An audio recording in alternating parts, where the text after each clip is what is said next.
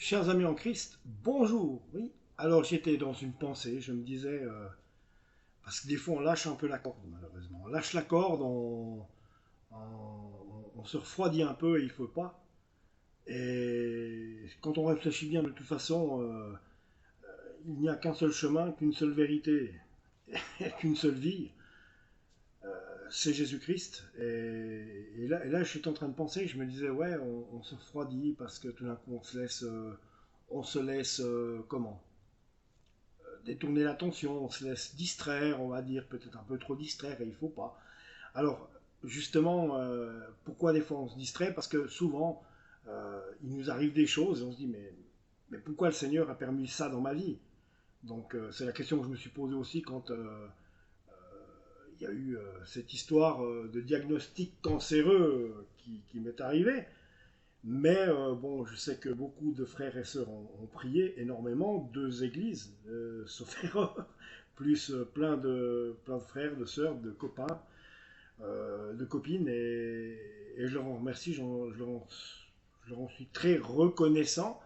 Et justement, le Seigneur a un peu œuvré, il a commencé à œuvrer, il a voulu me faire comprendre quelque chose, j'ai tout à fait compris la chose, parce que quand je suis allé vendredi, normalement je devais faire un scanner, et aux surprises, on m'a dit non, Monsieur Tirelli, on doit vous faire la biopsie aujourd'hui.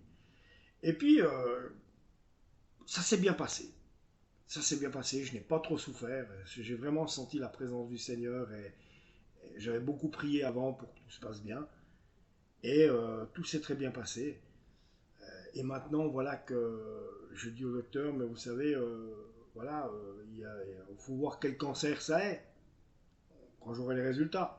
Et le médecin me dit, mais de quel cancer vous parlez, vous? Qui c'est qui vous a parlé de cancer? Et je lui dis, c'est vos collègues à Yverdon. Puis il me dit, mais attendez, on vient de faire une biopsie, il faut attendre le résultat de la biopsie. En attendant, on ne peut pas dire que c'est cancer. Alors que ça fait 3 semaines que je me promène avec la pensée qu'il y a réellement un cancer, parce que il y a 3 semaines, un médecin m'a certifié que par IRM et scanner, surtout par l'IRM, il avait pu dire que ma tumeur était cancéreuse. Maintenant, est-elle maligne ou est-elle bénigne? Et là, je pense que le Seigneur est en train de faire les choses parce que il y a eu beaucoup de prières de ma part. Je sais que beaucoup de gens ont prié pour moi et je vous en remercie, je vous le redis. Je suis plein de gratitude pour ça. Mais voilà, il faut vraiment se focaliser sur Christ pour tout. Et vous verrez, je suis sûr que normalement j'attends les résultats pour la semaine prochaine, jeudi prochain. Mais vous verrez, je pense que le Seigneur va œuvrer. Là, il a, à mon avis, mais maintenant c'est que mon avis, hein, je ne suis pas devin non plus. À mon avis, il a voulu me faire comprendre quelque chose par cette, comment on appelle ça? Ah, par cette épreuve. Et puis l'épreuve n'est peut-être pas finie parce que peut-être qu'il va permettre qu'il y ait un cancer.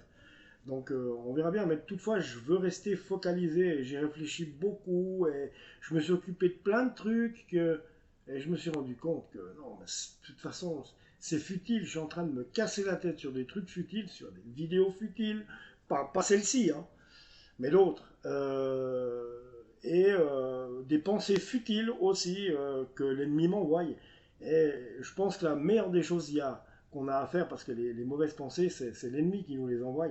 La meilleure chose qu'il y a à faire, c'est de prier le Seigneur, lui dire euh, je te demande de chasser ces mauvaises pensées de mon esprit. Je te demande ceci au nom de Jésus-Christ. Amen. Voilà, il y a ça. Euh, et puis, euh, et puis, il faut continuer à lire sa Bible. Moi, en ce moment, je la lisais tous les jours. Là, je l'ai ouverte, mais j'ai lu qu'une page. Ces derniers jours, il faut vraiment que je m'y remette, mais à culpa. Donnez-moi votre force, s'il vous plaît, les amis, pour que je me relève. Des fois, on se refroidit parce qu'il se passe des choses. Je ne suis pas refroidi, je suis échaudé. C'est tout. Voilà. Mais justement, le message que je voulais vous faire passer aujourd'hui, c'est que quoi qu'il arrive dans votre vie, ne lâchez rien. Parce que de toute façon, sans lui, vous ne pouvez et on ne peut rien faire, mes amis. On ne peut strictement rien faire. Alors, il le comprend bien qu'on a des bas. Il le comprend bien. Hein. Il sait très bien, il connaît notre condition, c'est lui qui nous a fait. Mais il faut, nous aussi, de notre côté, y mettre du nôtre, c'est sûr.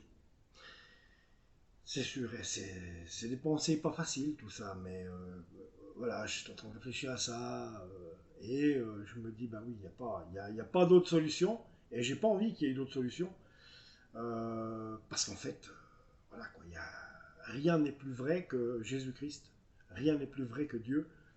Et c'est vrai que si tout doit se terminer demain, faut savoir où on va. Bah voilà les amis. Abonnez-vous à la chaîne, je vous embrasse, que Dieu vous bénisse.